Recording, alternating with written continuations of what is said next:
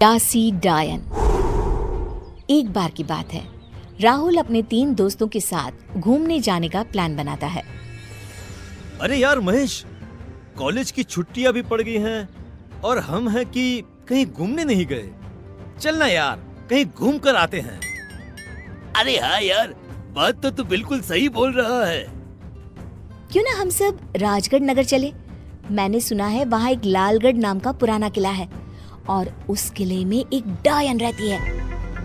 अरे मुझे नहीं जाना ऐसी डरावनी जगह। अरे राधिका, चलते हैं ना यार, बड़ा मजा आएगा। और वैसे भी डायन जैसे कोई चीज होती ही नहीं। फिर राहुल सभी दोस्तों को राजगढ़ नगर जाने के लिए मना लेता है और अगले ही दिन राहुल, अंजलि, महेश और राधिका को अपनी कार में बिठाकर राजगढ़ नगर के लिए निकल जाता है। राजगढ़ पहुंचते पहुंचते शाम हो जाती है। तभी महेश कहता है, हम सभी राजगढ़ नगर पहुंच गए हैं और अब रात भी होने वाली है। ऐसा करते हैं, यहाँ एक पास में धर्मशाला है, उसी में रूम बुक कर लेते हैं। क्या कहते हो? हाँ यार, ये ठीक रहेगा।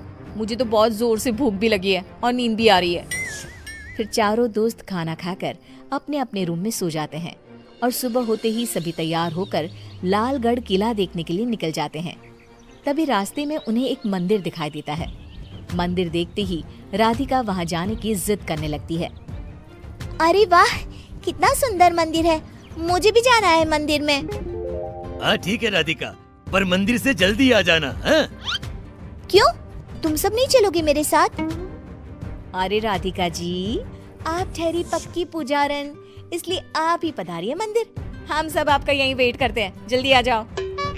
राधिका मंदिर जाती है और देवी माँ का आशीर्वाद लेती है।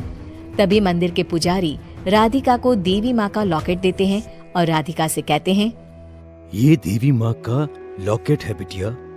इसे जो भी अपने गले में पहनता है वो बुरी नजर और बुरी बला से बचा रहता है।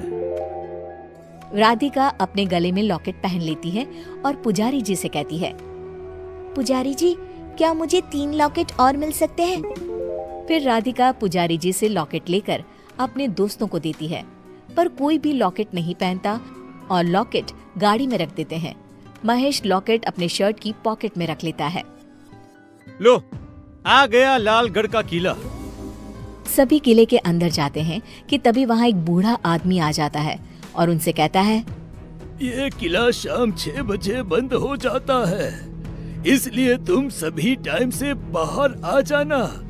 और तुम सभी को ये तो पता ही होगा कि इस किले में एक डायन है जो रात के अंधेरे में इस किले में घूमती रहती है। इस किले में जो भी रात को रुका वो बाहर जिंदा वापस नहीं आया है, इसलिए तुम सभी इस बात का ध्यान रखना। फिर सभी दोस्त किले के अंदर चले जाते हैं और कुछ ही देर में अंधेरा भी हो जाता है। महेश, रात होने वाली है, कहीं सच में यहाँ डायन आ गई तो? राहुल हंसते हुए कहता है, अरे तो कोई नहीं, हम सब उसके साथ एक सेल्फी ले लेंगे। क्यों अंजलि? और वैसे भी अंजलि को तो सेल्फी लेना बहुत पसंद है। Very funny. अच्छा राहुल, चलो हम दोनों ऊपर चलते हैं, शायद हमें वहाँ वो डायन मिल जाए। फिर अंजलि और राहुल किले में ऊपर चले जाते हैं। कुछ देर बाद महेश को किसी की परछाई दिखाई देती है और राधिका और महेश उस परछाई के पीछे चल देते हैं। कौन है वहाँ? अरे कोई बोलता क्यों नहीं? आखिर है कौन वहाँ पर? तभी जोर जोर से हंसने की आवाजें आने लगती है। महेश और राधिका कमरे में जाकर देखते हैं कि तभी अचानक से कमरे के सभी दरवाजे और खिड़कियां अपने आप बंद हो जाते हैं।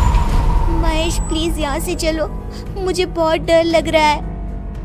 ओफो, राधिका, डायन जैसी कोई चीज नहीं होती। लगता है कोई हमें डराने की कोशिश कर रहा है। तभी उनके सामने एक डरावनी डायन आ जाती है और उन दोनों को देखकर जोर जोर से हंसने लगती है।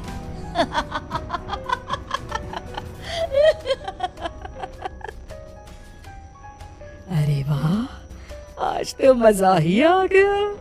आज एक नहीं बल्कि 2 लोगों का खून पीने को मिलेगा। अरे मर गया रे, अरे मर गया, ये तो सच में एक डायन है। कहा था ना मैंने, पर मेरी सुनता कौन है। हे भगवान, अब क्या होगा मेरा। ये डायन तो किसी को नहीं छोड़ेगी। हे भगवान प्लीज मुझे इस डायन से बचा लीजिए, अभी तो मेरी शादी भी नहीं हुई है। तभी डायन महेश का गला पकड़ लेती है और जैसे ही उसके गले पर दांत मारती है कि राधिका महेश को बचाने के लिए डायन का हाथ पकड़ लेती है। राधिका के छूते ही डायन को एक जोरदार झटका लगता है और डायन दूर जाकर गिरती है। ये लॉकेट तुम्हें कहाँ से मिला? ये बोलते बोलते वो वहां से गायब हो जाती है। महेश अपने पॉकेट से लॉकेट निकालता है और अपने गले में पहन लेता है। राधिका, राधिका, आज तो तुम्हारे इस माता रानी के लॉकेट की वजह से हम दोनों की जान बच गई। हम दोनों की जान तो बच गई, मगर राहुल और अंजलि का क्या? जल्दी चलो राधिका, हमें उन दोनों को जल्दी ढूंढना होगा। तभी किले में ऊपर से अंजलि के चिल्लाने की आवाज आती है। महेश और राधिका भागते हुए ऊपर जाते हैं और देखते हैं कि डायन राहुल का खून पी रही है। अंजलि जोर से चिल्लाते हुए कहती है, हमने तुम्हारा क्या बिगाड़ा है जो हमें मारने पर तुली हो? प्लीज हमें छोड़ दो। आज के बाद हम इस किले में तो क्या, कभी इस एरिया में भी नहीं आएंगे। डायन जोर जोर से हंसते हुए कहती है, कितने सालों से मैं खून की प्यासी हूँ, आज जाकर मैं तुम्हारे खून से अपनी प्यास बुझाऊंगी। और तू बोलती है कि छोड़ दे तुझे। आज तो इसका खून पीकर मजा ही आ जाएगा। डायन राहुल का सारा खून चूस लेती है और राहुल की मौत हो जाती है। अंजलि जल्दी हमारे साथ भागो, नहीं तो ये डायन तुम्हें भी खा जाएगी।